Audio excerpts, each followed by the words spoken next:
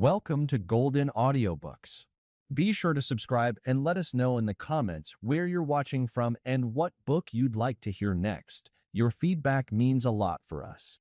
The Casebook of Sherlock Holmes, narrated by Andrew Hint. Adventure 11. The Adventure of the Veiled Lodger.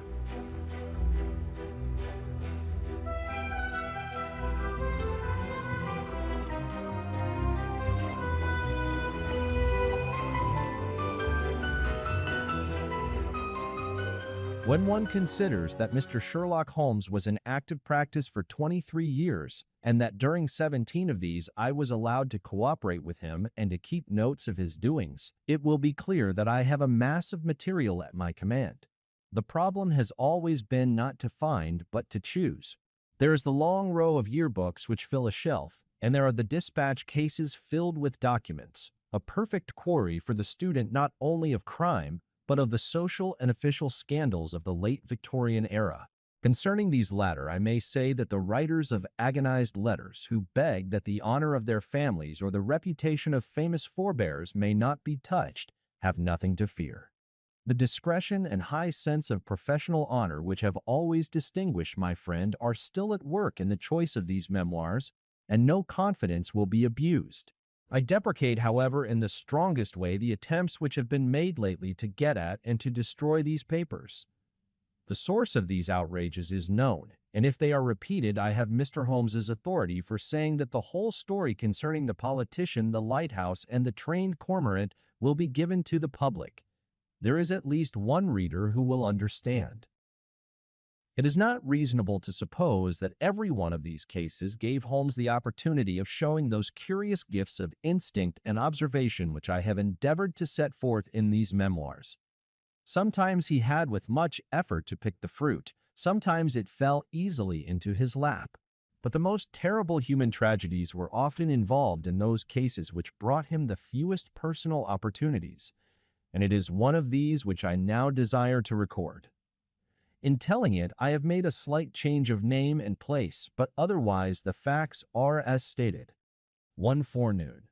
It was late in 1896. I received a hurried note from Holmes asking for my attendance. When I arrived, I found him seated in a smoke-laden atmosphere with an elderly, motherly woman of the buxom landlady type in the corresponding chair in front of him. "This is Mrs. Marilow of South Brixton," said my friend with a wave of the hand. "Mrs. Marilow does not object to tobacco, Watson, if you wish to indulge your filthy habits. Mrs. Marilow has an interesting story to tell which may well lead to further developments in which your presence may be useful. Anything I can do. You will understand, Mrs. Marilow, that if I come to Mrs. Ronder, I should prefer to have a witness. You will make her understand that before we arrive." "Lord bless you, Mr. Holmes," said our visitor. "She is that anxious to see you that you might bring the whole parish at your heels." "Then we shall come early in the afternoon.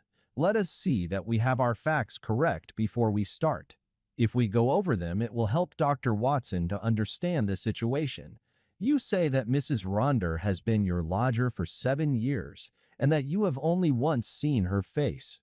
"And I wish to God I had not," said Mrs. Marilow. "It was, I understand, terribly mutilated." "Well, Mr. Holmes, you would hardly say it was a face at all." "That's how it looked. Our milkman got a glimpse of her once peeping out of the upper window, and he dropped his tin and the milk all over the front garden. That is the kind of face it is. When I saw her, I happened on her unawares. She covered up quick, and then she said, 'Now, Mrs. Marilow, you know at last why it is that I never raise my veil.' Do you know anything about her history?" "Nothing at all." "Did she give references when she came?" "No, sir, but she gave hard cash and plenty of it. A quarter's rent right down on the table in advance and no arguing about terms. In these times, a poor woman like me can't afford to turn down a chance like that." "Did she give any reason for choosing your house?" "Mine stands well back from the road and is more private than most. Then again, I only take the one, and I have no family of my own. I reckoned she had tried others and found that mine suited her best. It's privacy she is after, and she is ready to pay for it." "You say that she never showed her face from first to last. save on the one accidental occasion. Well, it is a very remarkable story, most remarkable, and I don't wonder that you want it examined. I don't, Mr. Holmes. I am quite satisfied so long as I get my rent. You could not have a quieter lodger, or one who gives less trouble. Then what has brought matters to a head? Her health, Mr. Holmes. She seems to be wasting away, and there's something terrible on her mind. Murder, she cries. Murder. And once I heard her, "You cruel beast, you monster," she cried. It was in the night, and it fair rang through the house and sent the shivers through me. So I went to her in the morning. "Mrs. Ronder," I says, "if you have anything that is troubling your soul, there's the clergy," I says, "and there's the police. Between them, you should get some help." "For God's sake, not the police," says she, "and the clergy can't change what is past. And yet," she says, "it would ease my mind if someone knew the truth before I died." "Well," says I, "if you won't have the regulars, there is this detective man what we read about." "Begging your pardon, Mr. Holmes." And she for jumped at it. "That's the man," says she. "I wonder I never thought of it before. Bring him here, Mrs. Murillo, and if he won't come, tell him I am the wife of Ronder's wild beast show. Say that, and give him the name Abbas Parva. Here it is as she wrote it, Abbas Parva. That will bring him if he's the man I think he is." "And it will, too," remarked Holmes. "Very good, Mrs. Murillo. I should like to have a little chat with Dr. Watson. That will carry us till lunchtime. About 3 o'clock you may expect to see us at your house in Brixton." Our visitor had no sooner waddled out of the room, no other verb can describe Mrs. Murillo's method of progression, than Sherlock Holmes threw himself with fierce energy upon the pile of commonplace books in the corner.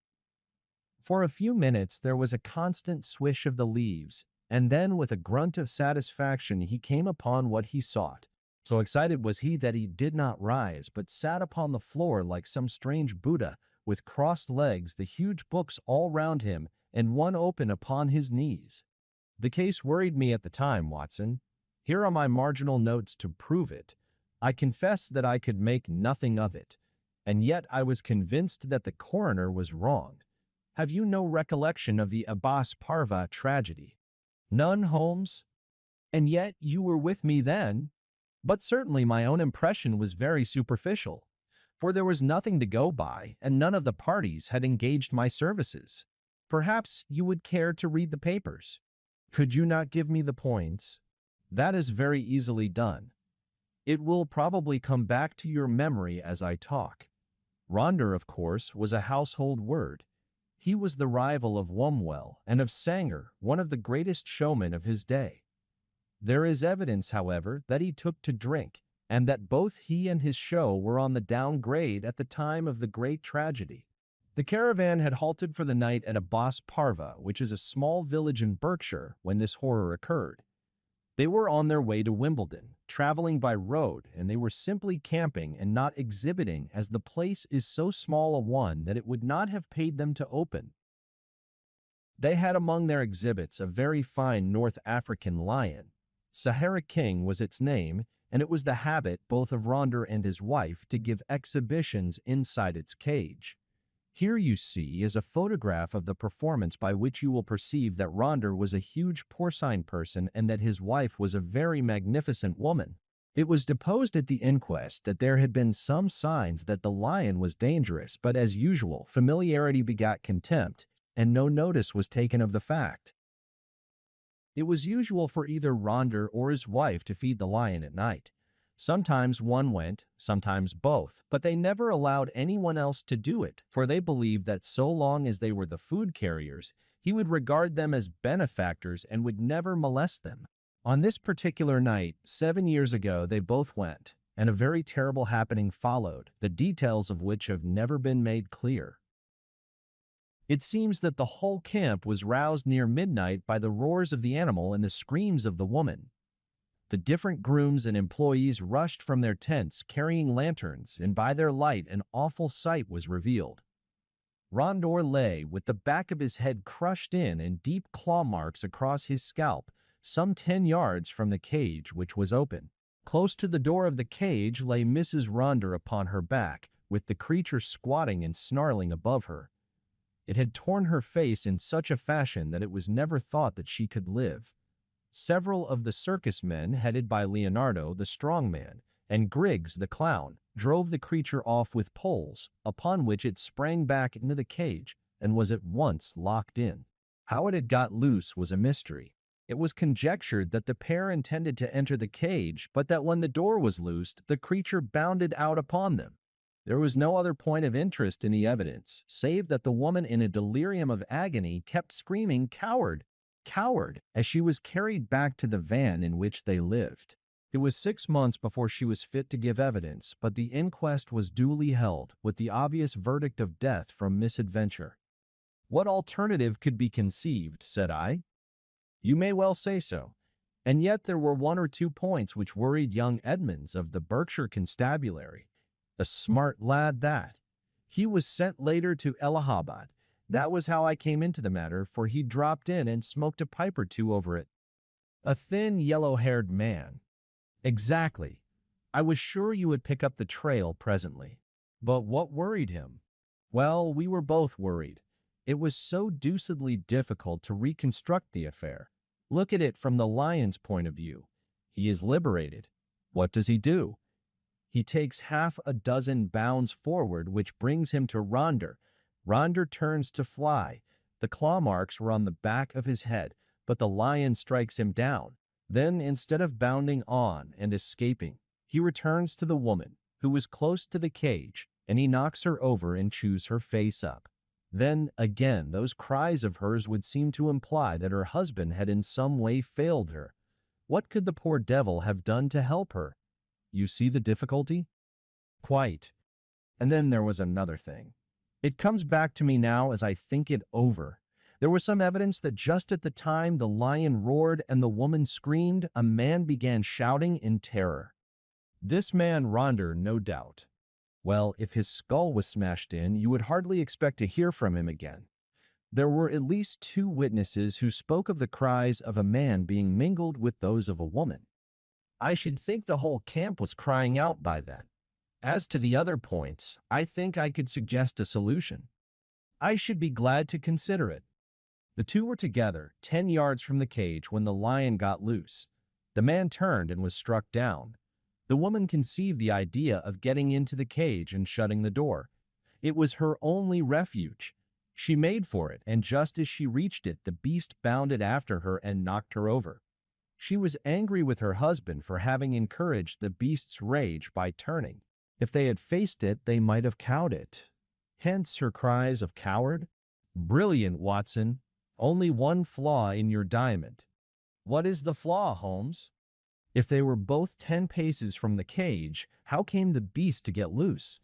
Is it possible that they had some enemy who loosed it? And why should it attack them savagely when it was in the habit of playing with them and doing tricks with them inside the cage? Possibly the same enemy had done something to enrage it. Holmes looked thoughtful and remained in silence for some moments. "Well, Watson, there is this to be said for your theory.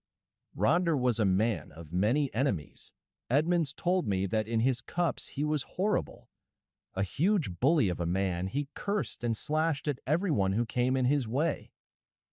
I expect those cries about a monster of which our visitor has spoken were nocturnal reminiscences of the dear departed. However, our speculations are futile until we have all the facts. There is a cold partridge on the sideboard, Watson, and a bottle of Montrachet.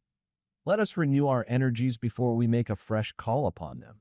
When our hansom deposited us at the house of Mrs. Marilow, we found that plump lady blocking up the open door of her humble but retired abode. It was very clear that her chief preoccupation was lest she should lose a valuable lodger, and she implored us before showing us up to say and do nothing which could lead to so undesirable an end. Then, having reassured her, we followed her up the straight, badly carpeted staircase and were shown into the room of the mysterious lodger. It was a close, musty, ill-ventilated place, as might be expected, since its inmates seldom left it. From keeping beasts in a cage, the woman seemed, by some retribution of fate, to have become herself a beast in a cage. She sat now in a broken armchair in the shadowy corner of the room. Long years of inaction had coarsened the lines of her figure, but at some period it must have been beautiful, and was still full and voluptuous. A thick, dark veil covered her face, but it was cut off close at her upper lip and disclosed a perfectly shaped mouth and a delicately rounded chin. I could well conceive that she had indeed been a very remarkable woman. Her voice, too, was well modulated and pleasing. "My name is not unfamiliar to you, Mr. Holmes," said she. "I thought that it would bring you." "That is so, madame, though I do not know how you are aware that I was interested in your case." "I learned it when I had recovered my health and was examined by Mr. Edmonds, the county detective. I fear I lied to him. Perhaps it would have been wiser had I told the truth." "It is usually wiser to tell the truth. But why did you lie to him?" "Because the fate of someone else depended upon it. I know that he was a very worthless being, and yet I would not have his destruction upon my conscience. We had been so close, so close." "But has this impediment been removed?" "Yes, sir. The person that I allude to is dead." "Then why should you not now tell the police anything you know?" "Because there is another person to be considered. That other person is myself. I could not stand the scandal and publicity which would come from a police examination. I have not long to live, but I wish to die undisturbed. And yet I wanted to find one man of judgment to whom I could tell my terrible story, so that when I am gone, all might be understood." "You compliment me, madam. At the same time, I am a responsible person. I do not promise you that when you have spoken, I may not myself think it my duty to refer the case to the police." "I think not, Mr. Holmes. I know your character and methods too well, for I have followed your work for some years.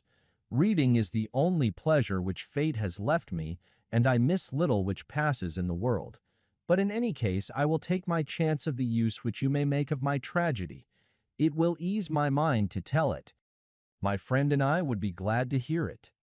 The woman rose and took from a drawer the photograph of a man. He was clearly a professional acrobat, a man of magnificent physique, taken with his huge arms folded across his swollen chest and a smile breaking from under his heavy mustache, the self-satisfied smile of the man of many conquests. "That is Leonardo," she said. "Leonardo, the strong man who gave evidence?" "The same. And this is my husband." It was a dreadful face, a human pig, or rather a human wild boar, for it was formidable in its bestiality. One could imagine that vile mouth champing and foaming in its rage, and one could conceive those small vicious eyes darting pure malignancy as they looked forth upon the world. Ruffian, bully, beast, it was all written on that heavy, jowled face. Those two pictures will help you gentlemen to understand the story.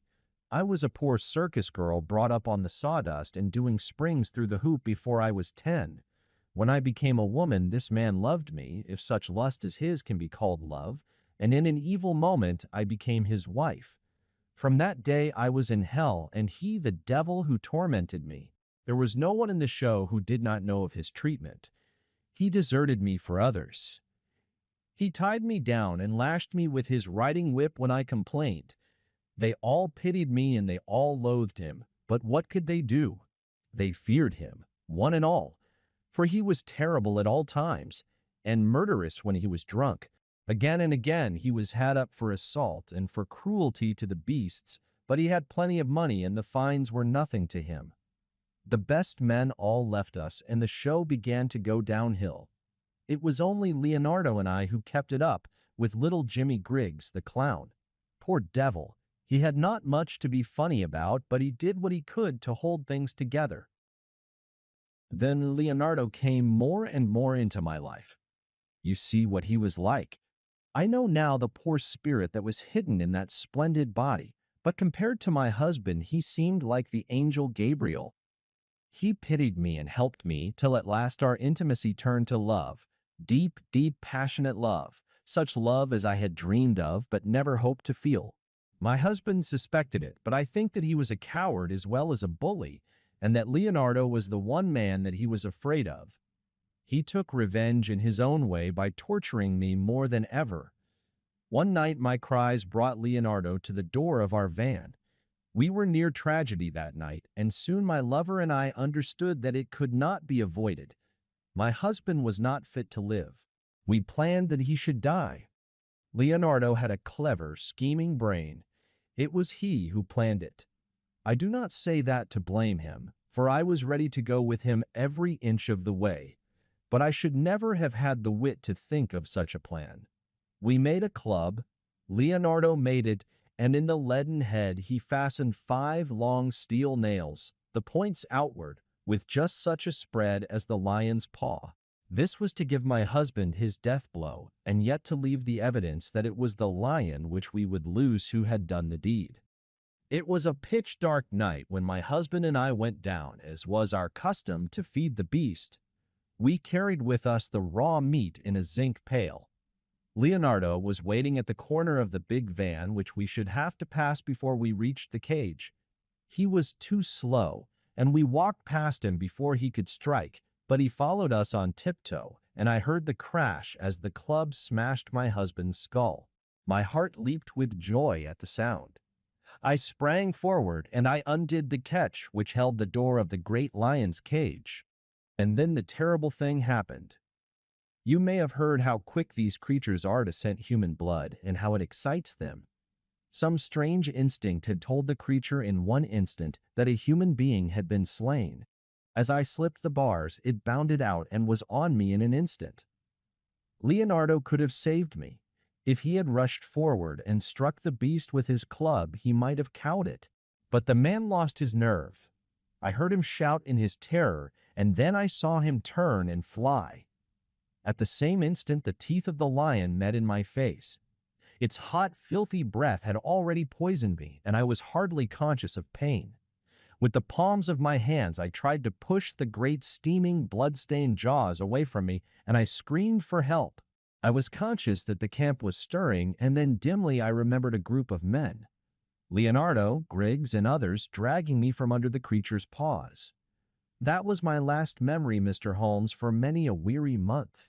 When I came to myself and saw myself in the mirror, I cursed that lion. Oh, how I cursed him! Not because he had torn away my beauty, but because he had not torn away my life. I had but one desire, Mr. Holmes, and I had enough money to gratify it. It was that I should cover myself so that my poor face should be seen by none, and that I should dwell where none whom I had ever known should find me.